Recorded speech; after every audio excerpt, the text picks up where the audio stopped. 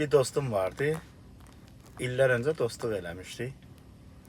Getdim onlarla dostlar oturduq, çörək zad yedi, elədi. Dostum dedi, hökman dostdur da.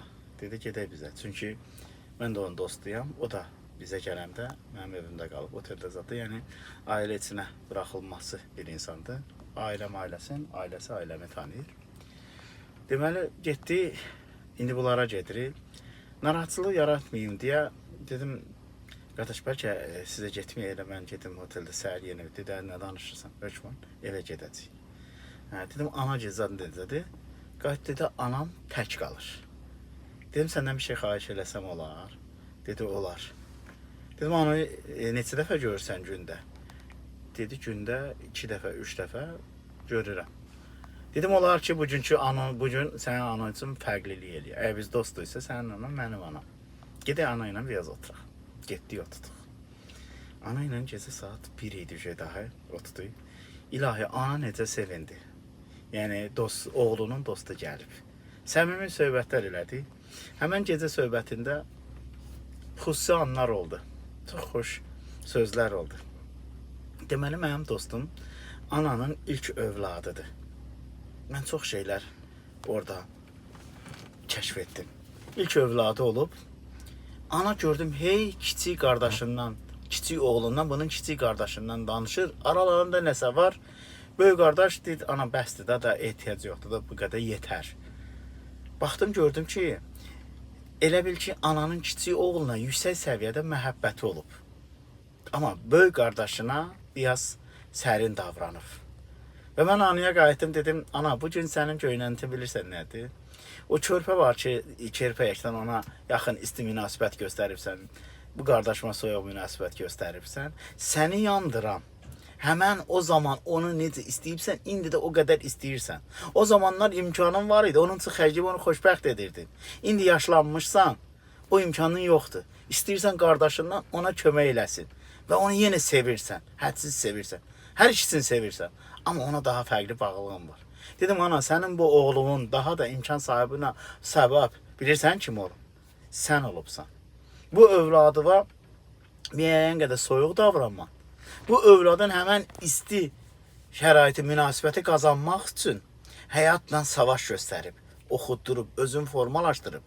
Və bugünkü insanlar onu sevir və ağlı ilə, təcrübəsi ilə bugünkü yaxşı rifah qurub, yaxşı həyat yaşayır. Və o övlada ki, isti münasibət göstərmirsən, o isti münasibət göstərdiyincə əlini atıb hər şeyi görüb. O onda adət hal alıb. Birin sevib inkişafından dayandırıbsan. Birin sevməyib, onu inkişaf elətdiribsən. Bax, həyat belənciyinədir. Yəni, yanaşdıqca, adi insanın orqanizmi belədir. İnsan orqanizmi nikotin istehsal edir. İnsan sigaret çəkəndə, o nikotin istehsal olunmur. Sigaret çəkməyəndə, orqanizm sigareti tələb edir. Mən orada bir şeyin də şahidi oldum.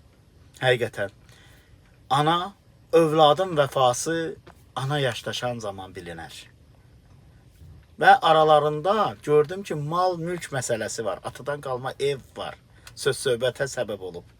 Ana da hey ısrar eləyir ki, o evin razılığını ver qardaşa. Görürüm hələ buna, o uşağa olan sevgisi və yanında olan oğlundan daha üstündür. Oğul da onu bildirmir. Qoca anadı xətrinə dəymir. Amma ananın içində yenə məhəbbət o oğlunadır. Və qardaşlar arasında mal-mülk məsələsi var. Bəli. Yaşlananda övladların nə olduğu, övlad vəfası bilinər və mal bölgüsünə gələndə qardaşlıq bilinər. Bax, insan həyatı bundan ibarətdir. Dar gündə də dost tanınır. İndiki dostların çoxu kölgə kimidir. Gedərsən günün altında, kölgən düşər. Günəş altındaqsan, hər şey var da, günəşli başının üstündə parıldayır, kölgən düşür. Başının üstü bulud alar, kölgən yoxa çıxar.